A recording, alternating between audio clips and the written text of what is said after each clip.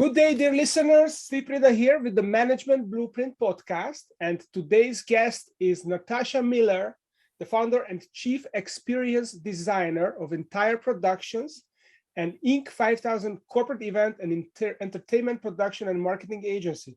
Natasha is the Wall Street Journal bestselling author of Relentless, and she's a classical violinist and jazz vocalist.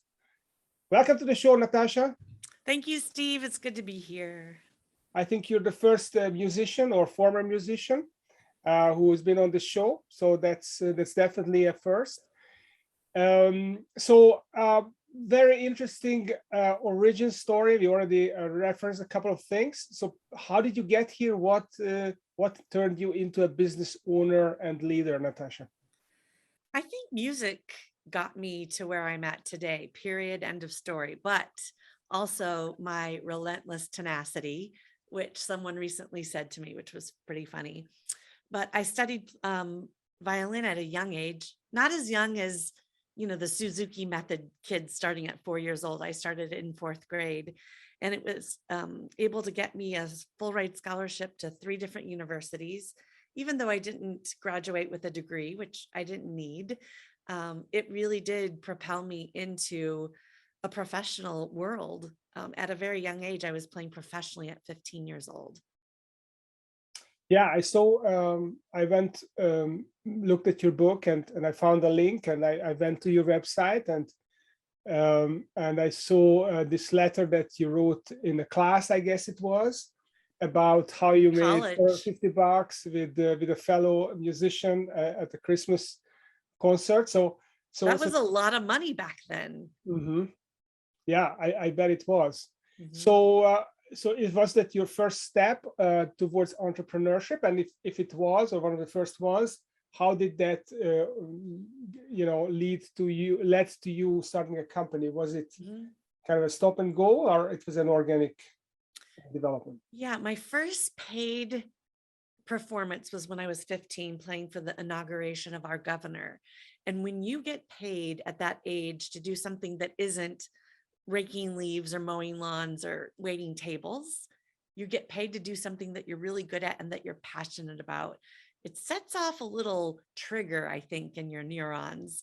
And it was a little bit intoxicating. So I loved the idea that I could make money by doing what I love to do and that I was good at doing. And so I think my entrepreneurial spirit ignited then. But then my entrepreneurial need, when I was 16, when I was dropped off at a homeless shelter on Christmas Day by my parents, which is all in the book, then it became a necessity. I had to make money. I had to monetize anything that I knew how to do and that was fairly good at. And ultimately, years later, 21 years ago, I started my formal business, Entire Productions, which is an entertainment and event production company. So instead of my performing for these corporate and social events, either solo or with my jazz ensemble or with my string quartet, I'm sending out other musicians and other artists and making money while I'm sleeping, basically. I mean, I have to work during the day a little bit, but my team does the rest, and then the artists do the rest. So it's a pretty miraculous situation. And it wasn't in fits and starts, but I would say the first 10 to 12 years, it was a lifestyle business that supported my performing career. Okay, well, that's great, because it's not easy to make a living as a performer. It can be an extremely tough life. So tell me a little bit about, we talked earlier about your framework being, I think we called it the Entire Productions project management system. Oh, yeah. So tell me about this framework, and how does it allow you to put up so many events with a small staff? It's so amazing. I'm so proud of it. And I didn't create the system in order to scale and grow my company in revenue or profit or headcount or locations. I did it out of necessity of being efficient and not wasting time, or not wasting like double, triple, quadruple entry. So in 2013, I got a Salesforce license, and I started programming within Salesforce everything that we did in our company. So if you were going to book us to provide music for your daughter's wedding, I don't know if you have a daughter, and I don't know if she's getting married, but let's just say you are. Okay. It's going to happen if it hasn't yet. Everything that we do for you from the moment you come into our realm is housed in Salesforce, and it's reflective. So if you're giving us data, you're typing it in, you're not just typing it into an email, you're actually putting it right into the system. So it's capturing it. So what has that done? It has eliminated the need for me or my team to take what you just said and re-enter it into our system. Long story short, everything that is low touch or repeatable on a regular cadence, we have automated. And as I mentioned to you when I first met you, that enabled us to produce 777 events in one calendar year with 2 people in operations. And when I use the term operations, I mean they're doing all the logistics and the management after the event has gone to contract, has been planned and designed. Now they're responsible to make sure all the I's are dotted and the T's are crossed. And all of the information that goes out to our clients and to our vendors, which in our industry, we call it advancing the event. So for instance, 10 days before the event, you're going to get an email with all the data, all the details about your event. And there are a lot of them, because sometimes events have up to 65 vendors with their own timelines and their own opportunity to drop the ball and make a mistake, right? So none of this email that you get with the advancing data, no one has to push send. It's coming to you 10 days before your event, whether you're ready for it or not, or whether we remembered or not. And then after that, after you approve that 4 days before the event, an email goes to each vendor with their specific details, load-in instructions. And again, it's going out whether we remember to send it or not. So it's amazing. I've been asked to replicate it, to create a SaaS company, to license it. And that's something that I will consider doing in the future, because no one in my industry has such a robust system like this. So, so how does it work? Because organizing an event it can be very complex, and also it's can be a labor-intensive things, because some Very people much. on the premises, they have to build it out, and they have to ensure that all the vendors know where to go and the audience goes. So you're kind of the back office for the event, and then the company, Google or Apple, whoever you do this, their staff is running the events based on your choreography. Yeah, sometimes we are working with their internal planners. Sometimes we're planning the event for them completely because their internal team is too busy. Sometimes we're just placing entertainment musicians into somebody else's event, but still we use this system for both things. And every time someone in my company comes up with why can't we do this? Or I keep finding myself doing this over and again in the application, and we will better the system. We won't just go, oh, this is how we always have to do it. You have to write it down. Like, never. That is against our laws to not improve our system when we think of something that can be improved. So all the changes become automatic from the get-go, rather than on pieces of paper. And at some point we'll update the system when we have time. However, I will say, I do take a look at the requests for changing our system and improving it. And I weigh the outcome with the cost and the time. And, is this a one-off situation, or is this a repeating situation? And then I will make that decision. So just to really simplify it for my sake, so is it like a supercharged CRM, a Salesforce CRM, which communicates and schedules all the vendors, the audience, the staff members, everything, who has to do what at what time? It's basically task management ERP, whatever you want to call it, system that Yeah. essentially orchestrates the whole event, and Mhm. people just execute whatever is dictated by the system?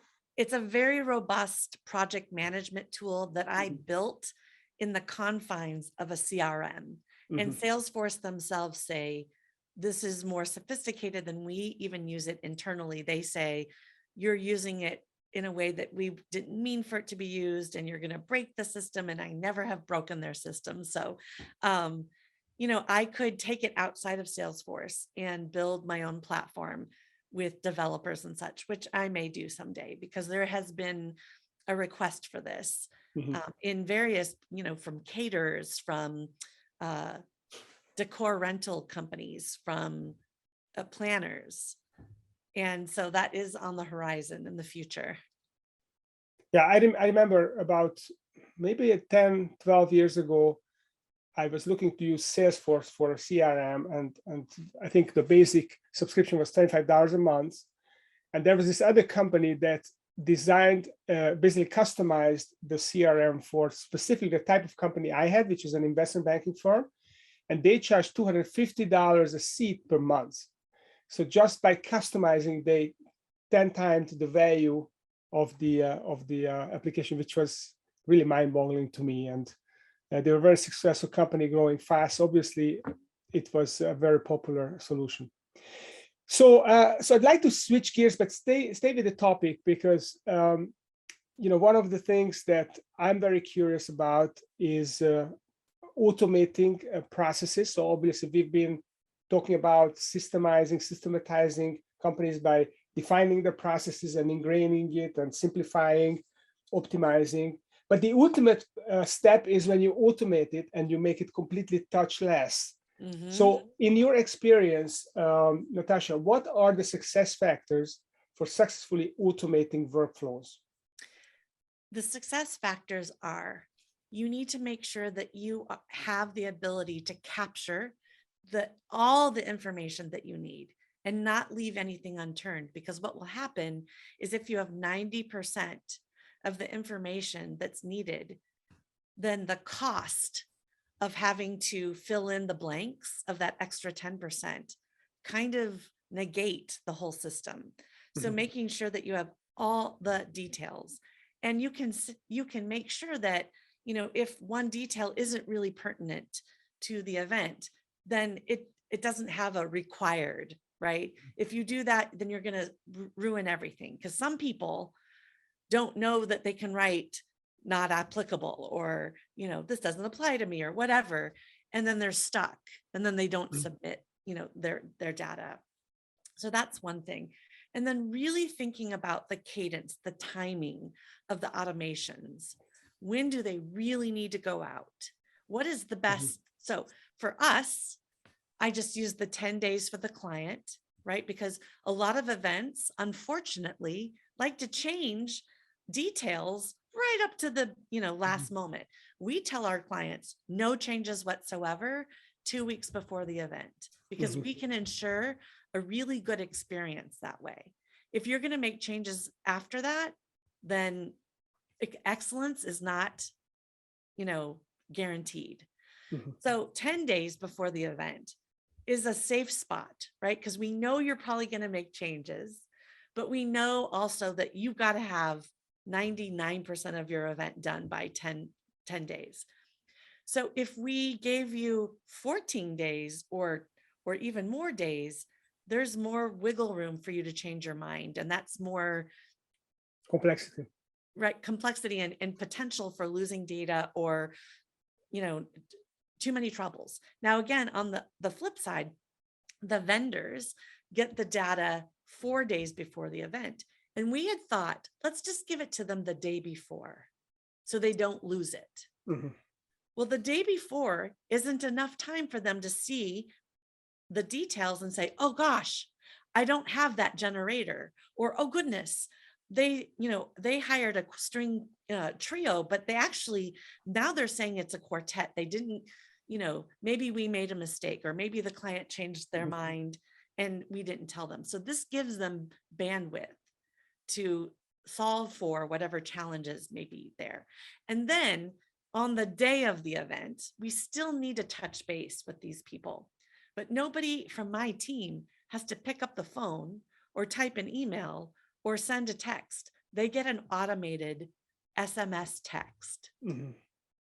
right? So we did have that 4 days before for the vendor, we had it a little closer to the event and we moved it back. So when you're asking what you would need to do for foolproofing your system, is really think about when things need to drop. Mhm. Yeah, that is that's very good. And basically, what I'm hearing is that it's all about planning and thinking through all the steps in advance, and basically engineering the whole process so that everything drops at the ideal moment and all the scripts are complete, all the data is captured, um, everything is flawless, and then you just press the button and it executes itself. So this is great for my business, right? And it is great for our client. But imagine you as a client, a corporate client that's going to do 10 events with us in a year. Mhm. They know from their experience when to expect something. And then there's comfort in that. Mhm. They know it's going to happen. And if they see it 1, 2, 3, 4 times, then they know for sure 5, 6, 7, 8, 9, 10. It's so that gives them peace of mind. And what does that do? That strengthens the relationship between us and them. It's Mhm. that sticky secret sauce that you can't, it's like irrational loyalty, although it's not that irrational. Yeah, I mean, I did some even organizing myself, not a lot. About 20 years ago, I was in charge of the PR department of a big bank. Mm. I organized a couple of big events, and it is the most stressful and thankless task to organize an event, because if it's perfect, no one notices it. Right. Anything goes wrong, then everyone All is fingers are pointing at you. then they totally grill you. So kudos for you to figure that out. Now, the other aspect of this process that I'm fascinated with is the delegation piece. Mm. So you must be a really good delegator. It must be a superpower for you. So how did you discover this superpower, and what is your brand of delegation? So how do you do it? I did not discover it. I learned how to Mm. do it. It wasn't a natural trait. And I really did believe that I needed to be talking to every client, that I needed to look at every single thing. And that was just actually immaturity, right? I grew into my delegation. And the funny thing is I wouldn't have said back in the day that I was a delegator, but I was asked by Inc. magazine to take a strengths finder test because they wanted to survey the Inc. 5000 list of fastest growing companies and see what made them tick. And what happened was that I rated highest on delegation Wow. at that time.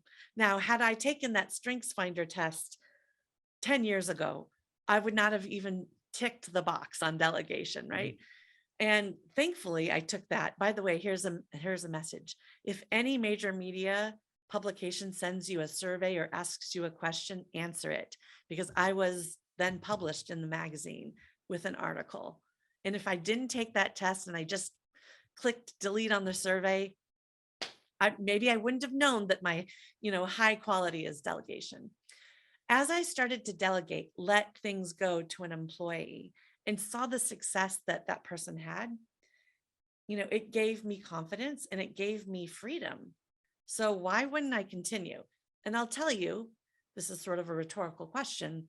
I think the people that don't delegate might have an ego that's too attached to the outcomes and they want all of the adulation. Mhm. That could be one reason. They could be they might be perfectionists and they really believe if they don't do it, it won't be as good. And nobody needs perfection. Nobody really wants it. And everyone describes perfection differently. Your idea of perfection and mine are going to be different. So going for that is ridiculous. And and I just think I learned that my life was so much better and my company couldn't scale and grow without delegation, that I ended up giving it all away. I now today work 20% on my business, not in it day to day. I'm not talking to clients. I'm not responding to RFPs. I'm not doing all of our marketing or our hiring. I've really, I'm an expert delegator. That's awesome. So I think that's probably the most important, it's one of the most important skills as an entrepreneur, to be able to delegate. Otherwise, you won't be able to grow the business. You won't be able to up-level yourself. So that's super important. If you don't delegate, then you just have a job, and that's fine if that's what you want. If you don't want to scale and grow, if you want to stay flat and you're happy there, there's nothing wrong with that, in my opinion. No, it's a personal choice. I like to tell my clients that if you want to grow this company, then for this leadership team, when I work for the leadership team, this leadership team has to become, you want to grow a company from 10 million to 50 million, guess what? You as the leadership team, each of you has to be 5 times more impactful in order to do that. And you can only do that by delegating. And I think what is difficult about delegating is that it's stepping out of the comfort zone by doing something you're not good at and letting go of something that the other person is not good at yet. So you have to balance these 2 risk factors, which can be unnerving to people. Now, the other aspect I wanted to ask you about is this whole being a musician or having been a musician. How did that impact your entrepreneurship? Do you find that because of your having been a musician, you are a better entrepreneur, or it's more of a neutral? I think I'm a better entrepreneur because as a musician, you have to book yourself. You have to practice. Nobody's going to tell you to practice. You have to put together a band. You have to do the arrangements. It's logistics, right? And then you have to promote. If you get a gig, that's wonderful, but you'll never get another one if no one comes. Mm-hmm. So now you're learning branding, marketing, publicity, media relations. That's pretty amazing, right? It's an incredible education leading up to. And I would say any musician is probably an entrepreneur, whether they would call themselves that or not. Now, some musicians know that their creative side is really the dominant side, and they couldn't figure out logistics or branding if their life depended on it. And if they're good enough and they have good relationships, then they find management and agents, right, mm-hmm. that take that piece away from them and also make a piece of, the revenue. Yeah. So do you see many musicians who become entrepreneurs? I mean, is this a grooming ground for entrepreneurs being musicians? You see this with athletes. Successful athletes often become entrepreneurs. Yes. But I don't know if that's the case in performing arts too. I don't know many professional musicians that have broken away from performing as their life career into another, business. I do know a lot of entrepreneurs that have musical abilities and that have been musicians in various times in their life, but they've dropped that part and moved into their business. They may still be playing, they may still, perform professionally upon occasion, but it's really hard to do both at the same time. Mm-hmm. Yeah, and when you're an artist, then maybe the whole idea of organizing a business and holding people accountable and managing it's not as attractive to you, and maybe it's less likely to have both skills. So let's talk about your book, Relentless, Homeless Teen to Achieving the Entrepreneur Dream. Tell me about your book. How did that come about? And what is the message? What is the most important message in this book? Yeah, it came about 4 years ago when I was at a conference with 8 and 9 figure entrepreneurs. We're all there to mentor each other to learn how to scale and grow more efficiently. I did not go all the way to Vail, Colorado, and spend quite a bit of money to realize that I had to write a book, but that's what happened. And I'm very thankful for that. I also learned a lot about business, but I thought it was the right time in my life because the largest inflection points, the large and low inflection points, and some of the large high inflection points were in my past.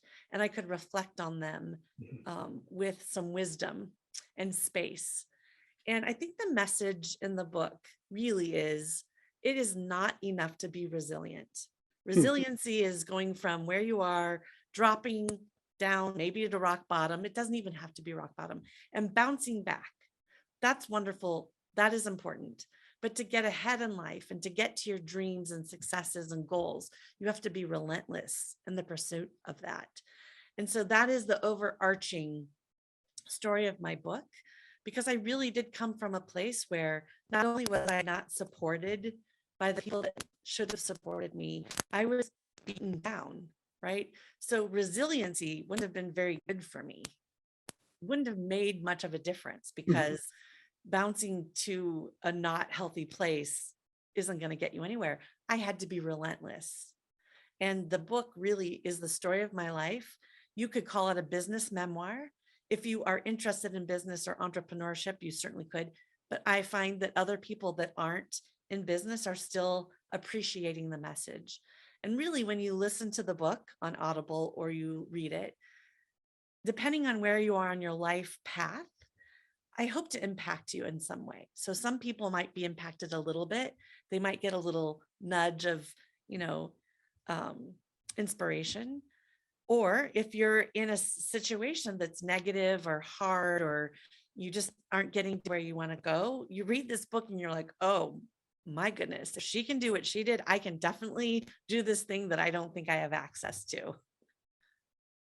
So what is this ingredient that makes a person relentless as opposed to just resilient? I think resilience is a big, it's a really big trait, and it's a big skill. But what, what is the extra ingredient from going from going to resilient to relentless, and what is the mindset of relentlessness? It's a drive. It's an internal drive. I don't think you can be relentless unless you have that internal drive. And it is being diligent. It's being disciplined. It's having laser focus and letting the other things that might take you away from that fall to the wayside. It could be social things. It could be physical things. It could be, things that just keep you from going to where you want to go. Now, people have families, they're in relationships, they have extracurricular activities. Some people might be, working at a business and trying to become an entrepreneur. And those are some of those outside things that can get in the way. Now, you can't really shun your family, right? But you can carve out time where you say, I am not available unless the house is burning down or, something is catastrophic. For these 2 hours, I'm not reachable. And for those 2 hours, for instance, it could be longer, it could be shorter. You're going to focus on what you need to do to get to the next level, and not be checking Instagram, and not be answering texts, and not be, spending your mind thinking about that vacation that you're going to go, right? You don't want to interfere with this groove that you've gotten yourself into. And that's how I found success. Mm-hmm. So it's basically being very focused on your vision, and having the drive to deliver on that vision, and use this to essentially alleviate the distractions and stay. Got to ignore and alleviate yes, distractions, because that's really the thing that you can get in your own way, and you can also let other things get in your way. Yeah. Well, that's a great message. So if listeners would like to learn more about you, about your book, about your work, where should they go? Where can they find you? Sure. Official NatashaMiller.com is my website. You can find the book from that website. You can also find it on Amazon or Barnes and Noble. I would love for you to listen to it on Audible. There's music woven throughout the narration, which is actually a different experience. Mm-hmm. And I think it heightens the text and the message. And then if you're interested in Entire Productions, it's simply entireproductions.com.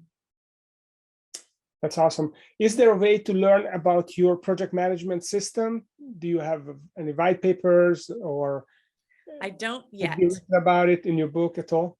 I do talk about it quite a bit in the book, but there's no white paper. And right now we're using it internally. We're being very greedy and not sharing it with the world. But at some point, we will do that. Awesome. Well, Natasha Miller, the founder and chief experience designer of Entire Productions, a 3 times Inc. 5000 company. Thank you for coming on the show. And to you listeners, if you enjoyed this episode, please don't forget to rate and review us, subscribe to our YouTube channel, and stay tuned because next week I'll have another exciting entrepreneur coming on the show. Thank you.